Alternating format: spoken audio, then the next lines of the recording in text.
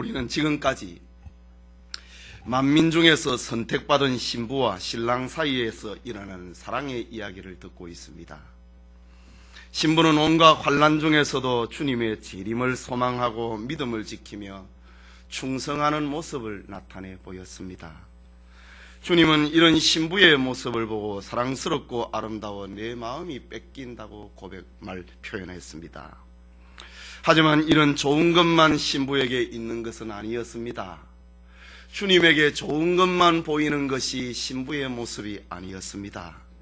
신부가 아무리 훌륭한 신앙을 가졌다 할지라도 이 땅에서는 100% 완전 무결한 신앙을 가진 자는 없기 때문입니다. 한때 주님의 일에 충성을 하고 열심히 기도하였다 할지라도 그것을 평생토록 지속하는 것은 그리 쉬운 일이 아닙니다. 때로는 충성에 열심히 싣기도 하고 기도에 열심히 싣기도 하는 것이 우리의 삶의 현실이기 때문입니다. 물론 신앙의 슬럼프에 빠지게 되는 원인은 여러 가지가 있을 수 있겠지만은 이유야 어쨌든 신부의 이런 상태를 가리켜서 영적 잠을 자고 있는 상태다라고 표현해도 과언이 아닐 것입니다. 오늘 성경은 내가 영적인 잠에 깊이 빠지게 되었을 때에 주님이 나를 어떻게 대하고 계시는가, 이것은 우리에게 신앙에 있어서 신앙생활에 있어서 중요한 관심사가 아닐 수 없습니다. 왜냐하면 우리 가운데 이런 영적인 잠에 떨어진 경험을 누구나가 다 하게 되기 때문입니다. 아가서 5장은 성도가 영적인 잠을 자게 되었을 때에 주님께서 나를 어떻게 대하시는가를 보여주고 있는 장면입니다. 결론부터 말씀을 드리자면 주님은 우리를 포기하거나 잊어버리지 않습니다. 영적 깊은 잠이 들었을 때에 주님은 우리를 찾아오시고 우리의 마음의 문을 두드리시고 영적인 잠에서 깨어나라고 말씀하시고 문틈으로 손을 들이밀면서까지 잠에서 일어나라고 하시는 사랑의 주님의 모습입니다. 이 시간 영적 잠이 든 신부를 찾아온 신랑 이라는 제목으로 아가서 강해 계속하고자 합니다. 첫째로 신부가 영적 잠이 든 이유입니다. 본문 2절 말씀을 보면은 내가 잘지라도 마음은 깨었는데 라는 표현을 만납니다. 여기 내가 잘지라도 이 말은 신부가 영적인 잠을 자고 있는 것을 표현하고 있는 말입니다. 영적인 잠이라고 하는 것은 기도하지 않는 것을 두고 하는 말이지요. 성경을 묵상하지 않는 것을 두고 하는 말입니다. 전도하지 아니하는 것, 봉사하지 아니하는 것, 활동하지 아니하는 것, 잠을 자는 것이지요. 그런데 그 다음 말에 보면 아주 재미있는 표현이 나옵니다. 그것은 마음은 깨었는데, 내가 자고 있는데 마음은 깨어있다. 이 표현이 무슨 말입니까? 이 말은 신부가 영적인 잠을 자고 있다 할지라도 완전 무감각한 상태로 떨어진 것은 아니라고 하는 말입니다.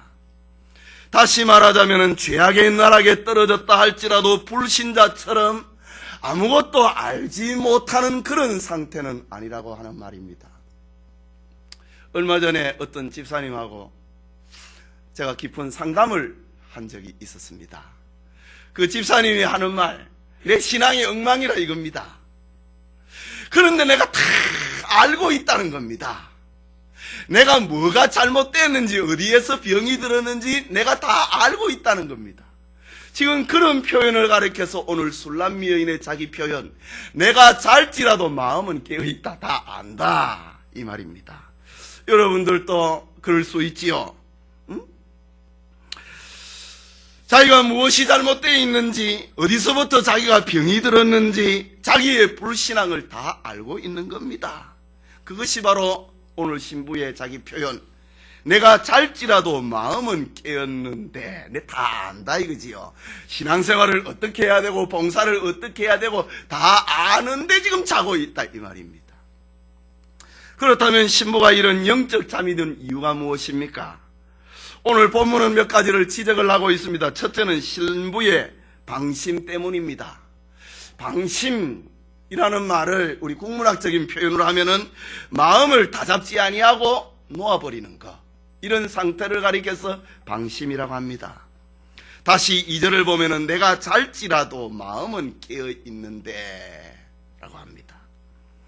지금 술람미 여인의 자기 표현 내가 잘지라도, 이 말은 자고 있다 이 말입니다. 활동을 안 하고 있다는 말입니다. 움직이지 않고 있다는 말입니다. 노력을 하고 있지 않다는 말입니다. 자는 사람이 가만히 있는 것이지요. 자는 사람은 움직이지 않는 것입니다. 자는 사람은 노력하지 않지요. 자고 있다 이 말입니다. 이는 술람미 여인이 영적인 피곤, 영적인 어두움으로 인하여서 아무 활동도 하지 않고 있다는 말입니다. 주님을 위해서 어떤 노력도 하지 않고 있다는 말입니다. 아무런 생산적인 그런 활동을 하고 있지 않는 영적 방심 상태를 가리켜서 내가 잘지라도 라는 말입니다. 신자가 잠을 자는 동안에는 마귀가 득세하게 되지요. 예수님께서는 농부가 잠을 자고 있는 밤에 원수가 가라지를 덧뿌린다고 표현을 했습니다. 다윗 왕은 신하들을 전쟁에 출정을 시켜놓고 자신은 왕궁에 거하면서 한낮에도 깊은 잠에 빠졌습니다. 그러던 어느 날 저녁쯤에 침상에 일어나서 왕궁 지붕 위를 거닐다가 목욕하는 바세바에게 끌려서 범죄의 자리에 빠져버리고 말았습니다. 잠이라고 하는 것은 이런 것입니다. 예수님께서 잡히시기 그날 밤에 베드로와 야고보와 요한을 데리고 겟세마네 동산 깊숙한 곳으로 들어갔습니다. 주님께서는 내가 기도하는 동안에 너희도 깨어서 나를 위해서 기도하라고 부탁을 했습니다. 그런데 베드로와 요한, 야고보는 예수님이 땀방울이 변하여서 핏방울이 떨어지는 이런 간절한 기도를 하고 있음에도 제자들은 졸며 잤다고 했습니다. 그러다가 예수님을 모른다고 부인을 하는 시험에 떨어지고 만 것이지요. 저 드로아의 청년 유두고는 삼청루에 걸터 앉아서 바울의 설교를 듣고 있던 중에 졸다가 그만 떨어지고 말았습니다. 신자의 영적인 부동 상태, 영적으로 움직이지 않는 잠을 자고 있는 상태, 그것은 모이기를 소홀하는 것입니다. 성경 읽기를 등한히 하는 것입니다. 기도하기를 쉬는 것입니다. 신앙의 어떤 움직임, 어떤 몸부림, 어떤 노력, 어떤 활동이 있어야 되는데 이걸 다 놓아버렸다 이 말입니다. 잠을 잤다. 이것이 신부가 영적인 깊은 슬럼프에 시험에 빠지게 된 첫째 이유입니다. 둘째는 신부의 방종 때문입니다. 방종이라는 말을 국어사전을 찾아보니까 자기 마음대로 행동하는 것, 아주 잘 표현을 했습니다. 본문 5장 3절에 보면은 내가 옷을 벗었으니 어찌 다시 입겠으며 내가 발을 씻었으니 어찌 다시 더럽히랴마는 라고 합니다. 여기 내가 옷을 벗었다라는 히브리 말의 옷은 쿠타네티라고 하는 이 말인데 이건 속옷을 두고 하는 말입니다. 술람미 여인이 지금 잠을 자고 있는데 겉옷만 벗고 자는 게 아니라 속옷까지 다 벗어버렸다 이 말입니다. 완전 무방비 상태를 가리키는 말입니다. 자기 마음대로 행동하는 것을 두고 하는 말입니다. 옷은 사람의 신분을 상징을 하고 지위를 상징을 하고 자기의 책임과 자기의 예의를 나타내는 것이 옷입니다. 그 사람의 복장을 볼 때 남자인지 여자인지 구별할 수가 있고 그 사람의 옷을 볼 때 회사원인지 농부인지 광부인지 알 수 있습니다. 그 사람의 옷을 볼 때 군왕인지 신하인지 알 수 있습니다. 특히 제복은 그 사람의 직무를 가르쳐 주는 것입니다. 장군의 제복이 있고 장교의 제복이 있고 하사관의 제복이 있고 병사의 제복이 있습니다. 어떤 옷을 입었느냐에 따라서 어떤 견장을 달았느냐에 따라서 그 자기의 직무를 나타내고 있는 것입니다. 그런데 오늘 본문에 보면은 술람미 여인은 겉옷뿐만이 아니라 속옷까지도 다 벗어버렸다는 말입니다. 그것은 그의 모든 직무를 벗어 던져버렸다는 말입니다. 완전한 무방비 상태에 빠져버렸다고 하는 말입니다. 제멋대로 행동을 하고 있는 방종의 상태를 가리키고 있는 말입니다. 예를 들면은 야곱이 야복강을 건너고 난 다음에 지난날 하나님 앞에 서원을 하였던 베델로 올라가야만 했습니다. 그러나 야곱은 베델로 올라가지 아니하고 기름진 평야지대인 세겜이라고 하는 땅으로 가버립니다. 이유는 형제서가 400명의 군사를 대동을 하고 그 전날 밤에 야곱을 맞이하기 위하여서 야복 강가로 왔습니다. 그때 그는 긴장을 했습니다. 야복 강가에서 하나님과 씨름을 했습니다. 그러나 기도의 응답이 있고 에서가 물러가고 난 다음에 야곱의 마음에는 긴장이 풀어져 버렸습니다. 그리고 그는 베델로 올라가지 아니하고 자기 마음대로 세겜으로 가고 말았습니다. 그 결과 야곱은 자기 딸 디나가 욕보임을 당할 때까지 깊은 영적인 잠에 세겜에서 빠져버리고 만 것입니다. 이런 것을 가리켜서 영적인 방종이다. 하나님 앞에 약속한 것을 지키지 아니하고 제멋대로 가버렸다. 형님 먼저 가십시오.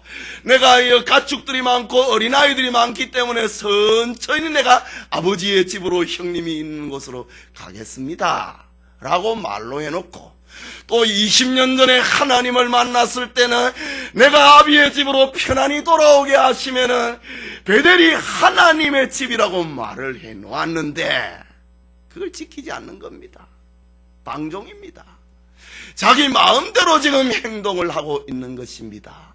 기도 응답을 받고 난 다음에 긴장이 풀어져 버린 것입니다.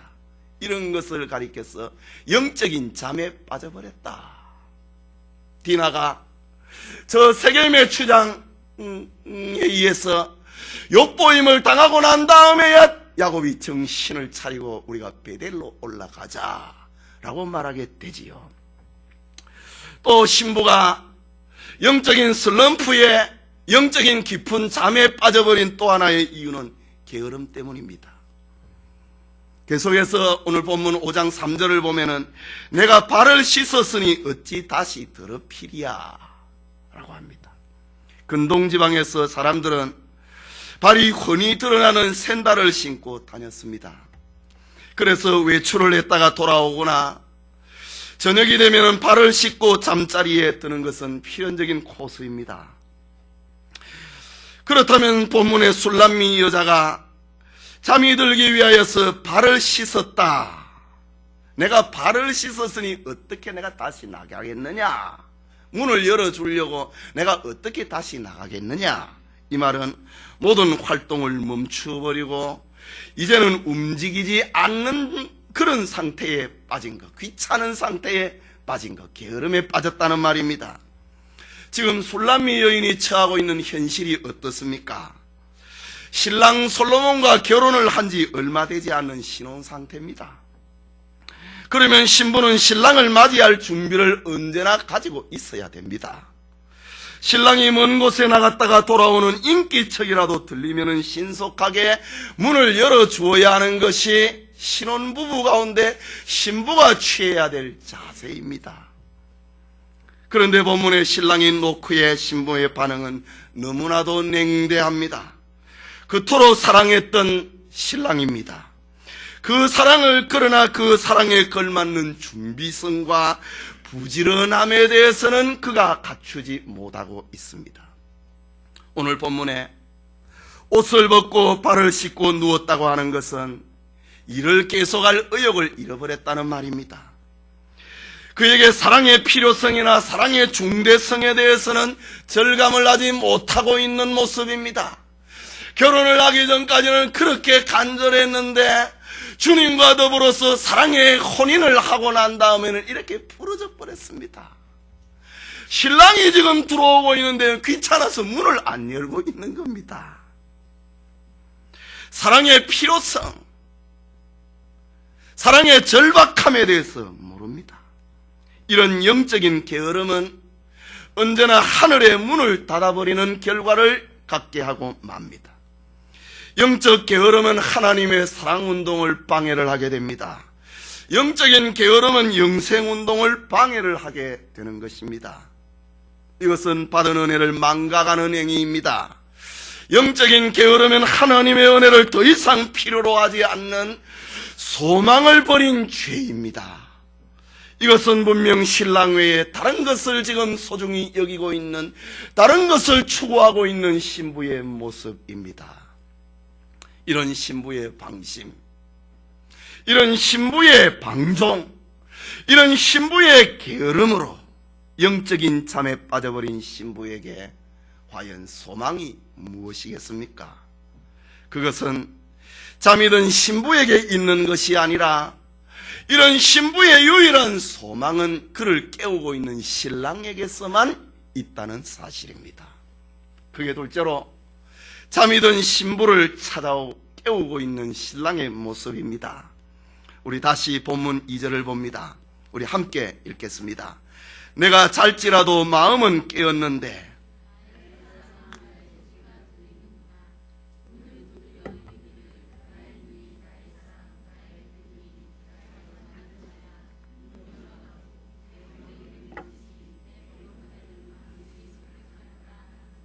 내가 잘지라도 마음은 깨었는데, 이 말은 누가 한 말입니까?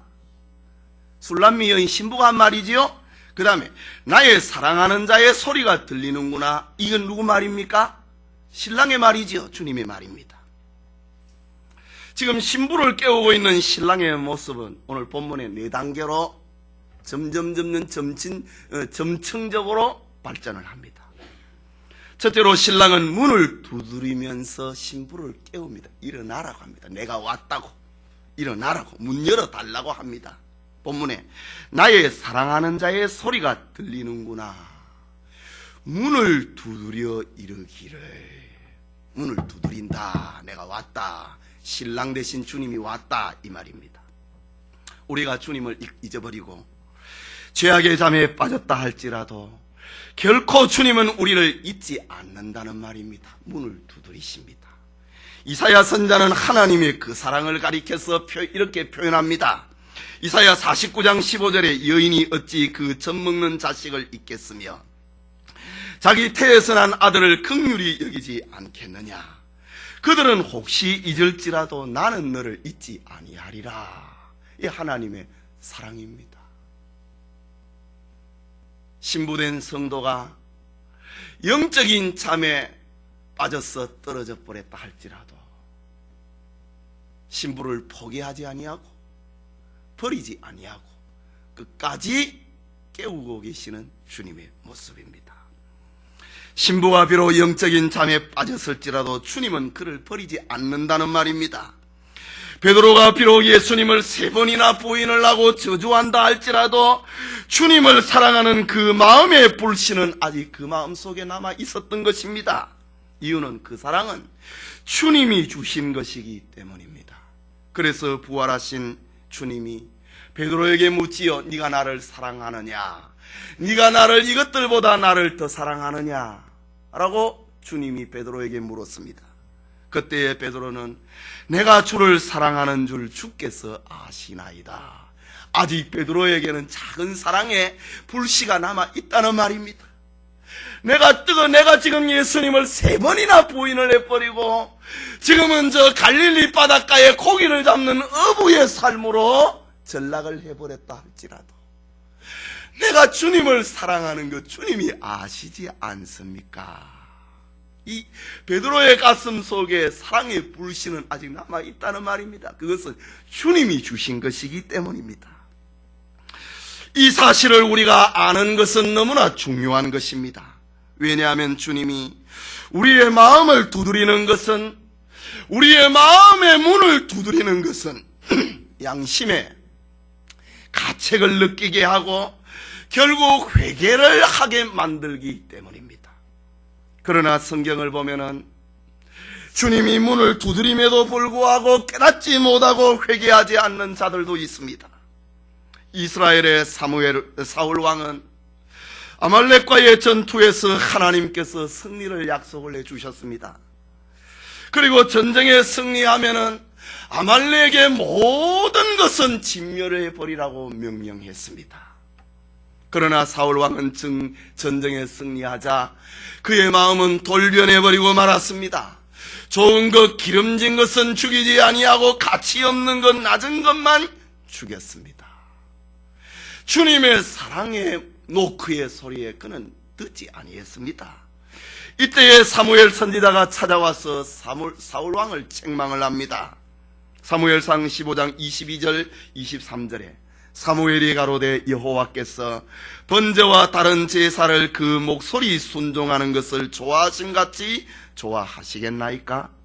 순종이 제사보다 낫고 듣는 것이 수양의 기름보다 나으니 이를 거역하는 것은 사술의 죄와 같고 완고한 것은 사신 우상에게 절하는 죄와 같음이라. 왕이 여호와의 말씀을 버렸으므로, 왕이 여호와의 문두드리심을 버렸으므로, 이런 말이지요. 여호와께서도 왕을 버려 왕이 되지 못하게 하셨나이다 라고 합니다. 사울 왕은 하나님께서 문을 두드리는 노크에 그는 깨어나지 않았다라는 말입니다. 그러나 주님께서 마음의 문을 두드리는 소리에 깨어나서 회개하는 자가 있습니다. 다윗 왕은 충신 우리아를 적진에 보내서 죽이고 그의 아내 바세라를 자기 아내로 삼는 죄를 지었습니다. 이때에 하나님은 나단 선지자를 보내어서 다윗의 죄를 책망을 합니다. 그러자 다윗은 내가 여호와께 죄를 범하였나이다. 나단이 다윗에게 대답하되 여호와께서도 당신의 죄를 사하셨나이다.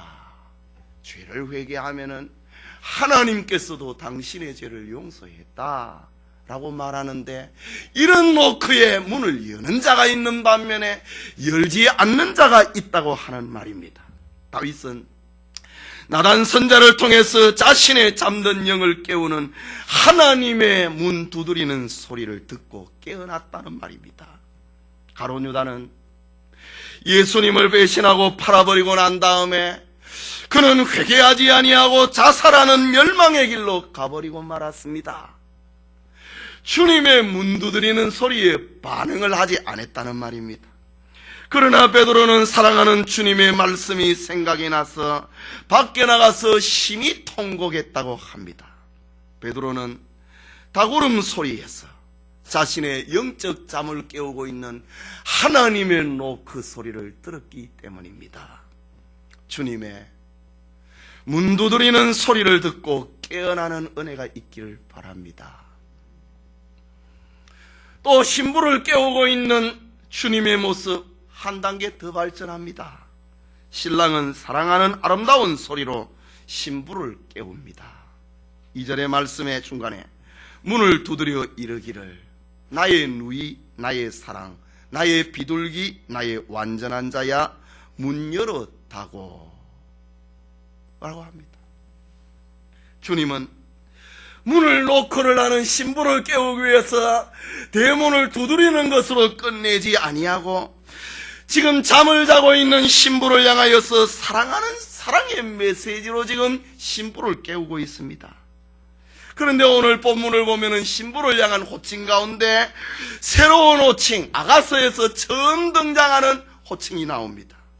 나의 누이, 나의 사랑, 나의 비둘기. 이건 아가서 1장에서 4장까지 자주 등장을 하였던 신부를 향한 주님의 사랑의 소리였습니다. 지금 처음으로 등장하고 있는 말, 그것은 전혀 새로운 말, 나의 완전한 자야 라고 부릅니다. 나의 누이, 나의 사랑, 나의 비둘기, 나의 완전한 자야. 문 열었다고 라고 합니다. 분명 신부는 영적인 침체에 빠져버렸습니다. 죄에 빠져버렸습니다. 시험에 빠져버렸습니다. 영적인 깊은 잠에 빠져버렸습니다. 방종했습니다. 방심했습니다. 게으름에 죄를 지었습니다. 그러니 그는 결코 완전한 자가 될 수가 없지요. 그런데 신부를 향하여서 주님의 새로운 호칭을 보십시오. 나의 누이, 나의 신부, 나의 비둘기, 나의 완전한 자야 문을 열었다고. 참 가슴이 울리는 소리입니다. 이렇게 죄인을 향하여서 나의 완전한 자야 라고 부릅니다. 지금 잠을 자고 있는 술람미 여인은 주님 앞에서 결코 완전한 자가 될 수 없습니다. 그럼에도 주님은 신부를 향하여서 완전한 자야 라고 부르고 있습니다. 이유가 무엇입니까? 그것은 신부의 매력 때문이 아닙니다. 신부의 능력 때문이 아닙니다. 그것은 전적으로 주님의 은혜와 주님의 사랑 때문입니다. 신부를 사랑하고 있는 신랑의 사랑, 성도를 사랑하고 있는 주님의 사랑은 완전하다 이거지요. 주님께서는 우리를 볼 때마다 이 죄인, 이 나쁜 놈아 이래 하지 아니하고 나의 사랑, 나의 누이, 나의 비둘기, 나의 완전한 자야. 언제나 주님은 성도들을 대할 때 완전한 자야 라고 부르고 있습니다. 그것은 주님의 사랑 때문입니다. 주님의 은혜 때문입니다. 주님의 은혜와 사랑이 완전하기 때문입니다. 주님의 그 완전한 사랑이 신부로 하여금 완전하게 만들어버리고 마는 것입니다. 신부는 주님의 십자가로 말미암아 믿음으로 말미암아 의롭다 함을 얻은 자 되었기 때문입니다. 신부의 매력, 신부의 행실이 아니고 주님을 믿는 믿음 때문에 완전한 자야 라고 부른 것입니다. 하늘과 땅과 땅 아래에 있는 어떤 것이라도 주님의 피로 말미암아 구원을 해놓은 이 신부를 그리스도의 사랑에서 끊을 자가 없기 때문에 나의 완전한 자야 라고 부르고 있습니다. 이런 의미에서 주님은 자기 신부를 향하여서 나의 완전한 자야, 나의 누이, 나의 신부, 나의 비둘기, 나의 완전한 자야, 문 열어다고 라고 합니다. 신부가 비록 영적인 깊은 잠에 빠졌다 할지라도 주님의 은혜와 사랑 안에 머물고 있다고 하는 말입니다. 용기를 내시기를 바랍니다. 우리가 연약에 빠져있다 할지라도, 우리의 부족에 빠져있다 할지라도, 우리의 활동이 없는 상태에 빠졌다 할지라도 주님은 우리를 향하여서 볼 때는 주님의 은혜와 사랑 안에 있는 한없이 사랑스러운 완전한 자다. 나의 누이, 나의 신부, 나의 비둘기, 나의 완전한 자야 라고 부르는 것입니다. 이런 신랑의 소리에 신부는 반드시 잠에서 깨어나야만 하는 것입니다. 신부가 영적인 잠에서 깨어나지 못한다면 그는 점점 더 깊은 죄악에 빠져들고 말 것입니다. 결국은 영원한 사망의 잠에 빠져버리고 말 것입니다. 그러나 주님은 신부가 이런 사랑의 소리를 외면을 하고 못 들은 채 하면은 그 다음에는 방망이 같은 말씀으로 마음의 문을 두드리시는 분입니다. 예레미야 23장 29절에 보면은 예레미야는 멸망에 처한 유다와 예루살렘 사람을 깨웁니다. 아무리 사랑의 소리를 말로 해도 안 깨어날 때는 방망이 같은 소리로 두드린다 이 말입니다. 예레미야 23장 29절에 하나님 나 여호와가 말하노라 내 말이 불같지 아니하냐? 반석을 쳐서 부서뜨리는 방망이 같지 아니하냐 라고 하십니다. 유다 백성을 향한 하나님의 방망이 같은 말씀은 바벨론의 70년 포로 생활로 징계를 하는 모습으로 찾아왔습니다. 그러나 중요한 것은 신부된 성도가 주님을 떠나서 죄악의 잠에 따라 떨어져 있다 할지라도 주님으로부터 버림을 받지 않는다라는 것을 보여주고 있습니다. 유다가, 예루살렘이 하나님 앞에 범죄해서 70년 포로 생활을 한다 할지라도 하나님 앞에 버림을 당하지 않는다. 이런 의미에서 나의 누이, 나의 사랑, 나의 비둘기, 나의 완전한 자야 문 열었다오 라는 것입니다. 주님은 언제나 자기 신부된 성도들을 사랑하시고 예쁘게 보고 계신다는 사실을 우리에게 알려주고 있습니다. 신부를 깨우고 있는 주님의 모습은 하나 더 나아갑니다.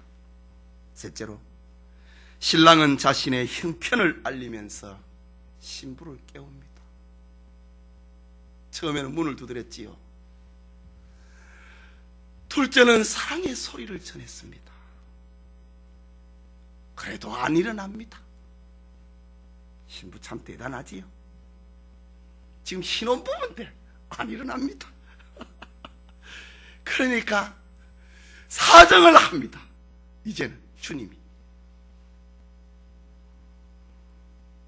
자기 사정을 알리면서 사정을 합니다. 주님은 신부를 사랑하는 그 형편을 사정을 하면서 깨우고 있는 그 형편을 가리켜서 2절에 내 머리에는 뭐가 있다? 있으리. 이 말이 뭡니까? 밤새도록 깨웠다 이 말 아닙니까? 내 머리털에는 뭐가? 밤이 있으리. 어떻게 조금 있었다? 가득했다. 예수님은 신부를 깨우기 위해서 통사정을 하고 있는 겁니다. 일어나라고 말이죠. 문 좀 열어달라고 말입니다. 야야, 내 머리에 지금 이슬이 맺혔다. 내 머리털에는 밤 이슬이 꽉 채워져 있다. 그냥 일어나야 되지 않겠느냐, 이런 말입니다. 주님은 머리에 이슬이 맺히도록 신부의 문 앞에 서서 오래 기다렸다는 말입니다. 주님은 우리가 마음의 문을 열기 위해서 오랫동안 문 앞에서 기다리시는 분이라는 말입니다. 주님은 자신의 머리털에 밤이슬이 가득하기까지 문을 두드리면서 기다렸다는 말입니다. 그렇습니다. 이 땅에서 사신 주님의 전생에는 오래 참으신 생애였습니다. 주님의 오래 참으심과 주님의 기다리심은 이슬이 맺힌 생애였고, 주님의 기다리심은 눈물이 맺힌 생애를 통해서 나타내었습니다. 누가복음 9장 58절에 예수님 말씀하셨습니다. 여우도 굴이 있고 공중에 새도 집이 있으되 인자는 머리 둘 곳이 없도다. 밤새도록 문 열어주는 사람이 없다 이 말입니다. 머리에는 이슬이 맺히고 내 머리털에는 밤이슬이 가득했다. 주님이 이 세상에 오실 때 누가 환영했습니까? 누가 떠받들었습니까? 다 손가락질을 하지 않았습니까? 3년 동안 길러놓았던 제자들마저 모른다고 부인하고 저주하지 아니했습니까? 그렇게 호산나 다윗의 왕이여 오시는 이여 찬송하리로다라고 노래를 불렀던 사람이 돌변을 해서 십자가에 못 박으라고 소리를 지르지 아니했습니까? 예수님의 이 땅에서의 생애는 머리에는 이슬이 맺히고 머리털에는 밤이슬이 가득한 생애, 여우도 굴이 있고 공중에 새도 집이 있으되 인자는 머리 들 곳이 없도다. 그의 생애였습니다. 요한복음 7장 53절과 8장 1절을 보면은 다 각각 집으로 돌아가고 예수는 감람산으로 가시다. 다 자기 집으로 돌아갔어. 따뜻한 이불 속으로 발을 씻고 옷을 벗고 들어가 자는데 예수는 감람산으로 가셨다. 밤이슬을 맞으러 가셨다 이 말입니다.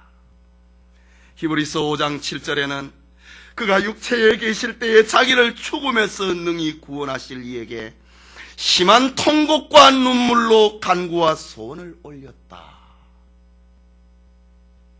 주님의 이 땅의 생애의 모습, 심한 통곡과 눈물로 기도하는 생애였다. 다 집으로 돌아가고 예수님만은 감람산으로 가셨어요. 밤이슬을 맞는 기도하는 생애였다. 예수님은 나사로의 무덤 앞에서 눈물을 흘리셨습니다. 죽음이 얼마나 잔인하다고 하는 사실 앞에 울었습니다. 예루살렘 멸망을 보고 우셨습니다.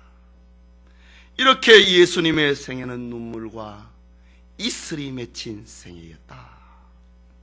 이런 주님의 은혜 때문에 우리는 넘어질지라도 일어나게 되는 겁니다. 이런 주님의 은혜 때문에 영적인 잠에 빠질지라도 우리는 다시 깨어날 수 있게 된 것입니다. 주님은 자기 사람을 사랑하시되 끝까지 사랑하시는 분입니다. 주님은 자기 사람을 하나도 잃어버리지 아니하고 다 구원하시는 분입니다. 주님의 오래 참으신 이 사랑이 오늘 우리의 희망이요, 우리의 힘이라는 사실을 기억하시기 바랍니다. 그래도 문을 안 열어줍니다. 신부가 말이지. 마지막으로 신랑은 문틈으로 손을 내밀면서 신부를 깨웁니다. 4절과 5절 같이 읽을까요? 나의 사랑하는 자가 문틈으로 손을 들이밀매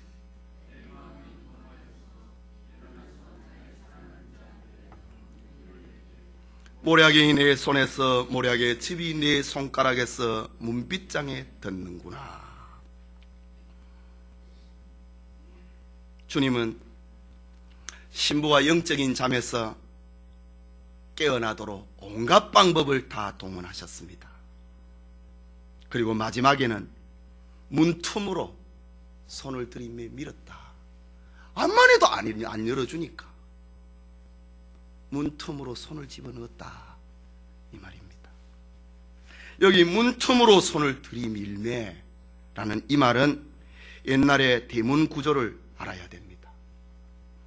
고대 팔레스틴의 가옥은 문빗장으로 대문을 잠그는 그런 구조였습니다. 그리고 그 대문은 손바닥이 들어갈 만큼 작은 틈새가 문과 문 사이에 있습니다. 그래서 급하면은 그 작은 틈새로 문빗장을 한번 열어보려고 애를 쓰고 있는 장면입니다. 본문의 주님은 잠을 자고 있는 신부를 깨우기 위해서 문을 두드렸습니다. 안 일어납니다. 나의 누이, 나의 신부, 나의 비둘기, 나의 완전한 자야, 문 좀 열어다고 안 일어납니다. 예수님은 신부에게 자기 처지를 얘기를 하면서 문 열어달라고 합니다. 내 머리에는 이슬이, 내 머리털에는 밤이슬이 가득하였다. 밤새도록 내가 문 앞에 서 있다. 그래도 안 열어줍니다. 그러자 주님은 그 작은 문틈 사이로 손을 집어넣습니다. 그 문을 열려고 하니까 안 열립니다. 억지로 잡고 열려고 하니까 그만 손이 터져버렸습니다. 문에 찡겨가지고 온통 피가 흐르고 문빗장에는 피가 묻히고 말았습니다. 나중에서야 신부가 깨어나서 문을 열게 되는데, 신부가 문을 열다가 보니까 자기 손에 피가 묻습니다. 이게 뭐냐 이지. 그 피는 신랑이 문을 억지로 열려고 하다가 흘린 피였습니다. 그 말씀이 5절의 말씀이지요. 일어나서 나의 사랑하는 자 위하여. 이게 지금 신부가 이제야 깨어났습니다. 일어나서 나의 사랑하는 자 위하여 문을 열 때 모략이 내 손에, 모략의 즙이 내 손가락에서 문빗장에 닿는구나. 신부가 깜짝 놀랐습니다. 문을 열어주려고 이래 하다가 이 손을 보니까 자기 손에 피가 잔뜩 묻어 있습니다. 누구 피입니까? 신랑의 피였습니다. 억지로 문틈 사이로 손을 집어넣고 열라고 하다가 결국은 문을 못 열고 피만 잔뜩 문에 묻혀놨다 이 말입니다. 여기 모략과 모략의 즙은 주님의 피를 상징을 하고 주님의 죽으심을 상징을 하고 있습니다. 신부가 잠에서 깨어났을 때 이미 주님께서는 많은 피를 흘리고 있는 상태였습니다. 신자를 깨우는 주님의 간절함이 피 맺힌 사랑의 흔적을 보여주고 있습니다. 주님은 양손과 양발에 쏟은 피의 못자국으로 지금도 영적인 잠을 자고 있는 성도들을 향하여서 문을 열어달라고 간청을 하고 계십니다. 진정 예수님은 자신의 전부를 동원을 하여서 신부된 성도를 깨우고 있는 것입니다. 주님의 전부가 무엇입니까? 문을 두드리는 것입니다. 나의 사랑, 나의 신부, 나의 비둘기, 나의 완전한 자야, 문 좀 열어달라. 내가 문 앞에 서서 머리에는 이슬이, 내 머리털에는 밤이슬이 가득하였다 사정을 합니다.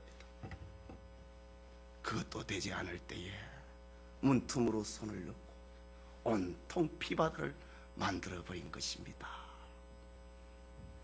이것이 바로 주님이 육체를 입고 이 세상에 오심이고 이 세상에서 33년을 사시고 사랑의 메시지를 전하는 공생애의 삶이요. 주님의 공생애의 삶이 무엇입니까?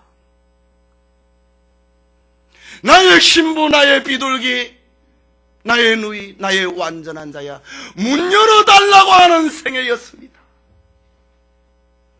여우도굴이 있고 짐승도 기숙할 곳이 있는데 인자는 머리 둘 것이 없다고 주님은 자기 사연을 알리는 생애였습니다. 그래도 문을 열지 아니하니까 주님이 친히 십자가에 못 박혀 죽으신 생애를 우리에게 그림처럼 보여주고 있는 오늘 본문의 장면입니다. 이런 주님의 사랑으로 말미암아 우리는 깨어나서 지금 이 자리에 앉아 있는 것입니다. 우리 중에 아직도 깨어나지 못한 자 있습니까? 문틈으로 손을 내미시다가 온통 피 흘리신 주님의 사랑의 호소에 일어나시기를 바랍니다. 주님의 피 흘리시는 호소에 깨어나시기 바랍니다. 문틈으로 손을 내미시는 주님의 사랑의 간청에 문을 여시기를 바랍니다. 성도 여러분, 오늘 우리 헌신하는 여전도의 회원 여러분, 신자는 종종 받은 은혜를 활용하지 못하고 잠을 자는 것처럼 약해질 때가 있습니다. 마음에는 원이로되 육신이 약할 때가 있습니다. 이것은 분명 시험입니다. 그러나 비록 우리가 연약하여 영적인 잠을 잘지라도 주님은 우리를 잊지 아니하시고 우리를 포기하지 않으신다는 것을 오늘 우리 성경은 우리에게 알려주고 있습니다. 그 주님은 우리를 향하여 지금도 문을 두드리고 있습니다. 요한계시록 3장 20절에 볼지어다 내가 문 밖에 서서 문을 두드리오니 누구든지 내 음성을 듣고 문을 열면 내가 그에게로 들어가 그로 더불어 먹고 그는 나로 더불어 먹으리라 라고 하십니다. 거기에서 한 걸음 더 나아가서 주님은 사랑의 소리로 부르십니다. 나의 누이, 나의 사랑, 나의 비둘기, 나의 완전한 자야, 문 열어다고 라고 말입니다. 주님은 우리를 깨우기 위해서 얼마나 참으셨는지 자신의 사정을, 자신의 형편을 알리면서 열어달라고 합니다. 내 머리에는 이슬이, 내 머리털에는 밤이슬이 가득하였다라고 말입니다. 주님은 우리를 깨우기 위해서 마지막에는 자신의 손에 피 흘리기까지 하셨습니다. 모략이 내 손에 모략의 즙이 내 손가락에 문빗장에 듣는구나 라고 말입니다. 주님은 결국 십자가에 못 박혀 죽으심으로 우리를 깨우시는 겁니다. 이런 주님이 계시기에 우리는 잠을 잘지라도 멸망으로 떨어지지 않는 것입니다. 이런 완전한 주님의 사랑이 있기에 우리는 궁극적으로 구원에 이르게 되는 것입니다. 이 얼마나 자비로운 은혜입니까? 이 얼마나 자비로운 사랑입니까? 그러므로 신부된 성도는 주님을 향하여 문을 열어야 됩니다. 마음의 문을 열어야 됩니다. 회개의 문을 열어야 됩니다. 기도의 문을 열어야 됩니다. 하나님의 말씀을 듣는 귀를 열어야 됩니다. 예수 그리스도를 증거하는 입술의 문을 열어야 되는 것입니다. 예배드리는 모든 성도님들에게 주님의 찾아오심과 주님의 부르심에 깨어나는 축복이 있기를